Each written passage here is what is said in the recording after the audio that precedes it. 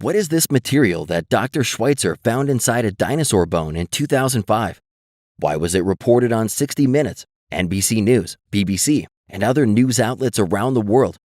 When she first tried to publish this dinosaur soft tissue discovery in science journals, why did some reviewers refuse to publish her findings, stating that they were impossible and that no amount of evidence would convince them that her team really found original dinosaur tissue? And why did the scientists who excavated these bones report that the ground had a stench of death and that the odor from the bones reminded them of the smell of cadavers? Does any of this make sense if these bones are just petrified rocks that laid in the earth for over 67 million years? Surely there's a better explanation. Perhaps these bones were not buried 67 million years ago.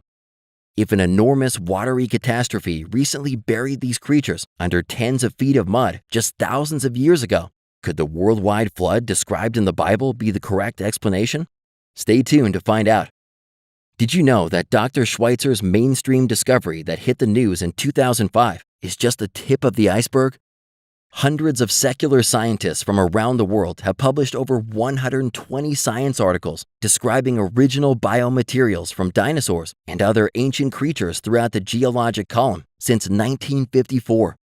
And it's not just one type of soft tissue or biochemical they're finding, but 16 different varieties, including blood vessels, red blood cells, hemoglobin, osteocytes, ovalbumin, chitin, unmineralized bone, collagen, chromosomes, skin pigments, VEX proteins, histone, keratin, and elastin. The most recent two discoveries are cartilage and even nerve cells from Triceratops.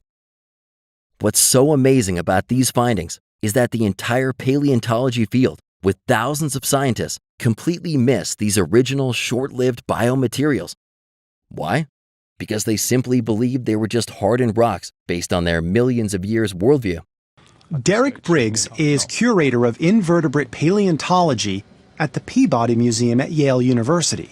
So along comes Mary Schweitzer, and she's starting to look inside dinosaur bones and has made this startling discovery about the presence of red blood cells. What was your initial reaction to that? Oh, I think the same reaction as everybody's, that this was totally improbable. She'd perhaps misinterpreted the evidence or was exaggerating the potential for what she was seeing. So skeptical at first? Oh yeah, definitely. Why do you think it didn't occur to anybody? Because we have this clear understanding that part of all biological cycles involves decay. I mean, nature is set up to break down that material and recycle it. So it's just improbable that those kinds of very delicate structures would survive, particularly for millions of years. When you think about it, the laws of chemistry and biology and everything else that we know say that it should be gone. It should be degraded completely. This is not possible. Do it again. We got another piece of bone. We put it in the solution. We waited 2 or 3 or 4 weeks. Looked again. More blood vessels. We must have repeated that with probably 17 or 18 different fragments of bone. Their logic runs something like this. Only minerals, not biomaterials, can last millions of years. Fossil bones are millions of years old. Therefore, fossil bones are only minerals, not biomaterials. In light of the new overwhelming evidence, a totally different argument has started to sway some experts. Only minerals, not biomaterials, can last millions of years. All sorts of fossils, from all depths and continents, still have biomaterials. Therefore, all sorts of fossils at all depths and on all continents are not millions of years old. Now that researchers have thoroughly established over the last 20 years that these soft tissues exist, has the secular field of paleontology changed their minds? Have they moved the time bracket for when these creatures lived and died? Not at all. Instead, they've gone through desperate attempts to imagine ways to extend the lifespan of these soft tissues to millions of years, rather than reconsidering the timeline. What could possibly drive a belief system like this? One where just 20 years ago, 100 out of 100 secular scientists would not expect to find dinosaur soft tissue, but then when they find it, try to explain it away by inventing preservation mechanisms that could possibly make them last for millions of years? Possible rescuing devices like iron preservation have even been loaded into mainstream dinosaur movies, where characters stated, "Did you know the soft tissue is preserved because the iron in the dinosaur's blood generates free radicals? And those are highly reactive." So, the proteins in the cell membranes get all mixed up and act as a natural preservative. DNA can survive for millennia that way. This iron preservation idea has long since been debunked because the experiments used purified and concentrated hemoglobin, a product found nowhere in nature. And dinosaur bones don't contain enough iron to even start the preservation process. Even if iron somehow defied the laws of thermodynamics to preserve dinosaur blood vessels, what about the 15 other varieties of soft tissue? Let's take a closer look at just one of these soft biomaterials, collagen, which is the main structural protein found in animal connective tissue. It also makes up about 35% of bones. Numerous studies have investigated how long collagen can last before it breaks down. While most estimates are just thousands of years, some have placed the absolute theoretical maximum life of collagen between 300,000 and 900,000 years under the best possible conditions. Either way, with a maximum shelf life of less than 1 million years, what's collagen doing in dinosaur bones that are supposedly over 67 million years old?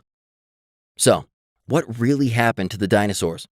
Well, the obvious answer lies in the middle of America, where 13 states are filled with dinosaur remains mixed with marine and plant life. What event in history could bury birds, land animals, sea creatures, and plants over a 1 million square mile landscape under tens to hundreds of feet of mud? Just look at the early flood deposit, the Morrison Formation, that covers 700,000 square miles and incorporates 13 states. This formation alone is over 300 feet deep and is filled with millions upon millions of dead land and sea creatures. Just look how this formation stacks up against a 747 jet and the Empire State Building. And remember, this formation stretches across 13 states. If there was a worldwide flood that lasted about a year, we would expect all the dinosaur species in North America to be buried together at the same time and in the same regions. And this is exactly what we find. Just look at where all the Jurassic Allosaurus, sauropods, and Stegosaurus are buried in America. Same areas, same time, same event. Can there be any doubt that a worldwide catastrophic flood would be necessary for this to occur? The Morrison Formation alone has 37 genera of dinosaurs that all botted at the same time, and they are sandwiched between multiple layers of stratified mud, tens to hundreds of feet thick, which is exactly what tsunamis caused from catastrophic plate tectonics would create. An asteroid that landed thousands of miles away could not do this because these creatures are buried under tens and sometimes hundreds of feet of layered mud. But it's not just mud. They're also buried in sand and ash. This is where the biblical flood comes in. Genesis states that all of the fountains of the great deep broke open on the same day when the flood commenced. Bible interpreters tie this verse to oceanic rifting that occurred, where Earth's crust fractured into continental and oceanic plates. The rifting spread over 40,000 miles around the globe. Some rifts spread apart as molten material rose up from great depths. Geodynamic modeling shows how this process quickly pushed the continents apart. Newly formed seafloors subducted under the edges of continents, for example, along the west coast of the Americas. Hot new seafloors sank beneath less dense continental granites. Subduction dragged granite down until it snapped back up. Each time it snapped, it shoved water up. Colossal tsunamis carried mud, sand, and debris onto the land, burying the dinosaurs, birds, and shark teeth together in the layers we find them today. This subduction also explains why many of these dinosaur regions are filled with ash. When the newly created seafloor, like a global conveyor belt, slid down to the Earth's mantle, that great heat thrust material up through the continent's crust. Volcanoes erupted inland from the coastal areas. Enormous volumes of ash mixed with muddy tsunamis that buried the millions of creatures we find as fossils today. The Independence Dyke Swarm in Southern California is a good example of this process. It's a linear volcanic system over 300 miles long that belted out more ash than any system in North American history. The fact that the dinosaurs are buried in a matrix of mud, sand, and ash reveals a sudden snapshot of what happened. Because they're buried in these three products, and most of their bones are found separated and even broken, the flood described in Genesis matches the power that could bury, and not that long ago. and the soft tissues and original biochemicals we find in their bones today prove their recent demise. And this leads to what may come as an uncomfortable conclusion. The Bible is right. This means the 10 Commandments actually describe the great Creator's expectations. We are guilty of sin. It also means that same Creator really did become a human, die the death of a sinner, and rise from the dead, all to save us. If God judged the whole world not that long ago because of human sin, then He will judge every one of us just as He promised in His Bible. Turn from sin. Trust Christ. Find new life in Him. Looking for answers about what the Bible teaches about creation, the fossil record, dinosaurs? Download the Genesis Apologetics app from the iTunes or Google Play stores for answers to these questions and more.